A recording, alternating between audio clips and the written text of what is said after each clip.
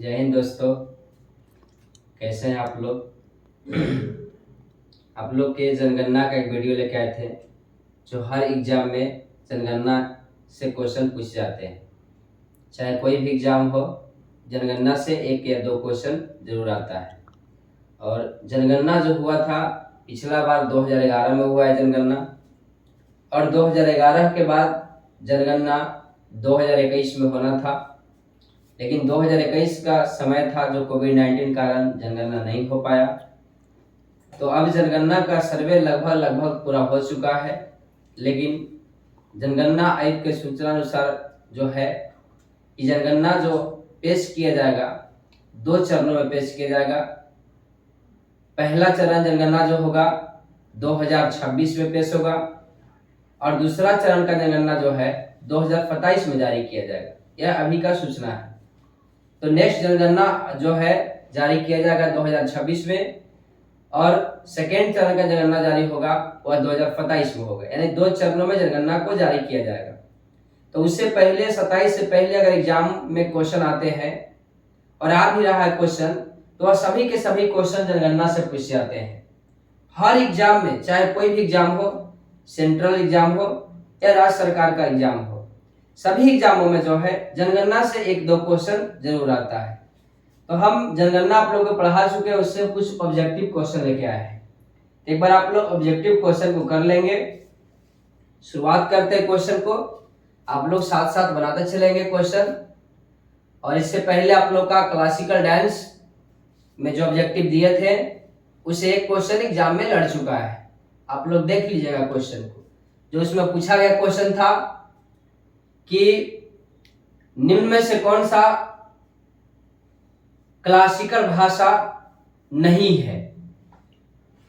तो हम क्लासिकल भाषा आप लोग को बताए थे कि शास्त्रीय भाषा 11 गो है, और उसी में से दिया था कि निम्न में से कौन सा भाषा शास्त्रीय नहीं है। तो अगर 11 भाषा आप देख लिए होंगे तो आपको क्वेश्चन को बना सकते हैं। चलिए शुरुआत करते हैं क्वेश्चन का। पहला क्वेश्चन कह रहा है कि भारत में पहली बार जनगणना कब हुई थी। भारत में पहली बार जनगणना जो कराया गया था यह किस वर्ष कराया गया था। चलिए ऑप्शन है।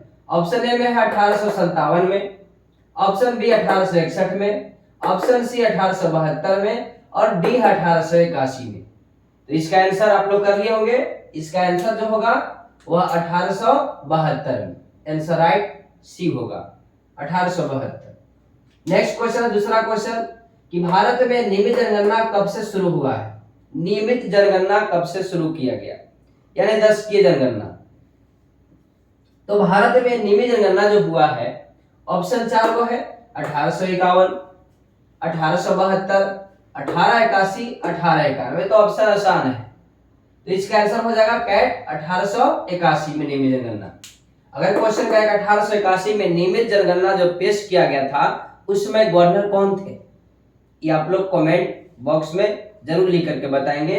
1881 में जनगणना जो है पेश किया गया था, वह जनगणना आयुक्त जनगणना जो पेश किया गया 1800 में 1881 में, तो उस समय जनगणना आयुक्त कौन थे। जनगणना आयुक्त, इसको आप लोग कमेंट में बताएंगे कि जनगणना आयुक्त कौन थे 1881 में। चलिए आगे नेक्स्ट क्वेश्चन। नेक्स्ट कहता है कि भारत में जनगणना कितने वर्ष के बाद की जाती है। तो भारत में जनगणना जो होता है वह ऑप्शन ए में 5 वर्ष नहीं, 7 वर्ष नहीं, सी में है 10 वर्ष। तो जनगणना जो भारत में होता है कैसे साल पर, 10 साल पर। आंसर कैट हो जाएगा। नेक्स्ट क्वेश्चन कह रहा है कि स्वतंत्र भारत में पहली बार जनगणना कब हुआ था। स्वतंत्र जब हमारा भारत हो गया तब पहली बार जनगणना कब कराया गया था। तो ऑप्शन ए है 1941, बी है 1951, सी है 1961, और डी है 1971। तो इसका आंसर हो जाएगा वर्ष 1951 में। बॉल आंसर हो जाएगा। नेक्स्ट क्वेश्चन है जाति पर आधारित जनगणना कराने वाला पहला भारत का राज्य कौन बना। जाति आधारित यानी कास्ट आधारित जो है जनगणना करने वाला भारत का पहला राज्य कौन बना। ऑप्शन ए में बिहार, बी में मध्य प्रदेश, सी में तमिलनाडु, डी में कर्नाटक। तो जाति आधारित जनगणना करने वाला जो है राज्य कौन बना, बिहार। बिहार बना है। चलिए नेक्स्ट क्वेश्चन है 2011 की जनगणना जो है यह कैवी जनगणना है। 2011 के क्रम में जो है यह केवी जनगणना है, 13वीं, 14वीं, 15वीं या 16वीं। तो यह जनगणना है कैट 15वीं। 16वीं जनगणना जारी किया जाएगा, जो अभी किया नहीं गया है। चलिए नेक्स्ट क्वेश्चन नंबर 7 है। क्वेश्चन नंबर 7 कहता है कि 2011 की जनगणना के अनुसार जो है भारत की कुल जनसंख्या कितना थी। जब 2011 में जनगणना हुआ था तो भारत की जनसंख्या कितना था, तो उस समय जनसंख्या जो था 121 करोड़ जो है 0.8 था, 0.8, तो लगभग में 121 करोड़ था। कैट ऑप्शन क्या हो जाएगा, 121 करोड़। अब बताइए कि हम बताए थे कि 2011 की जनगणना जो है वह जनगणना जो था 121 करोड़ था, जो पूरे विश्व की जनसंख्या का भारत की जनसंख्या क्या परसेंट है, तो 17.5% था। नेक्स्ट क्वेश्चन, 2011 की जनगणना के अनुसार जनसंख्या वृद्धि दर कितना थी। देखिए वही क्वेश्चन कह रहा है कि 2011 की जनगणना जो हुआ था तो उस समय जनसंख्या वृद्धि दर कितना परसेंट बढ़ा था। मतलब 2011 की जनगणना हुआ था तो जनसंख्या में कितना परसेंट वृद्धि हुआ था, तो 17.7% कैट हो जाएगा।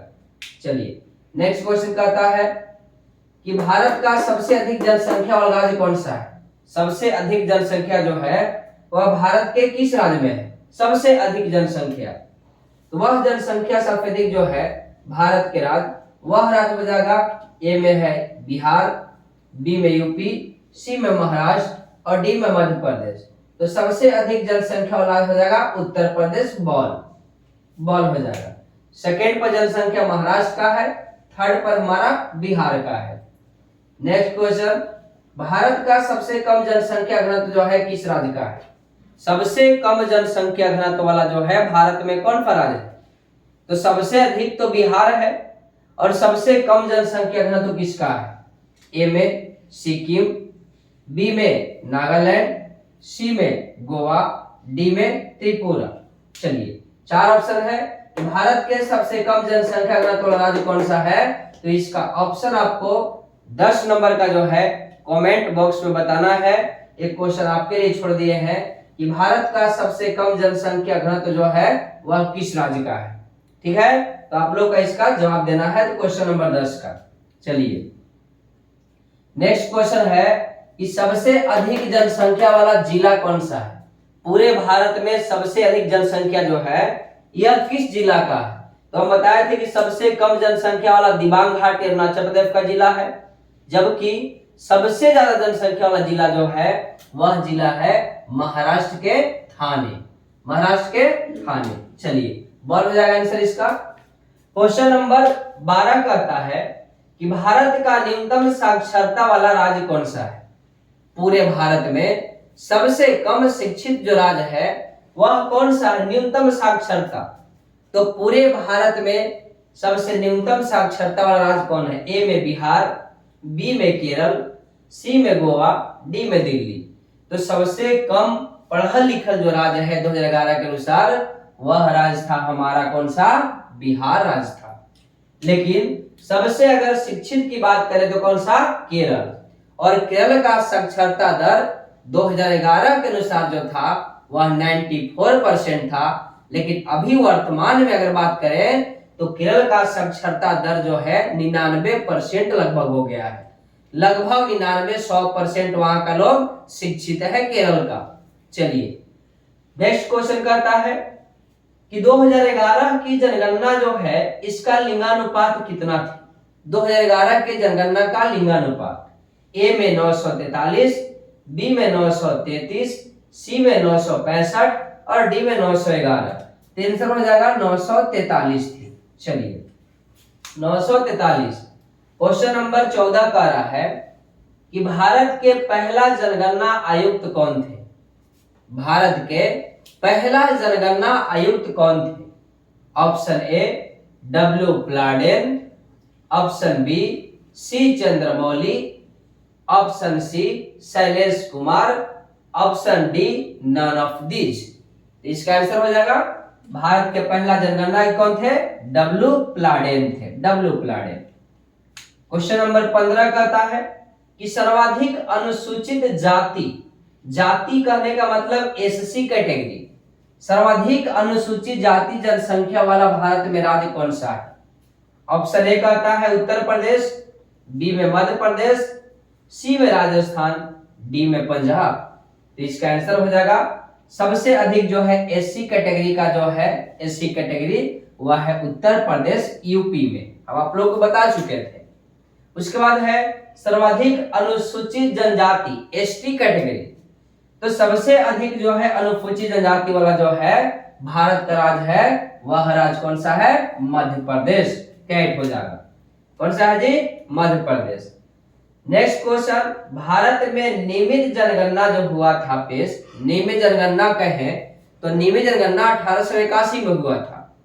तो उस समय जनगणना आयुक्त कौन थे? Lord Ripon, Lord Curzon, Lord मेबो सीमेन और कैट में है लॉर्ड लिटन।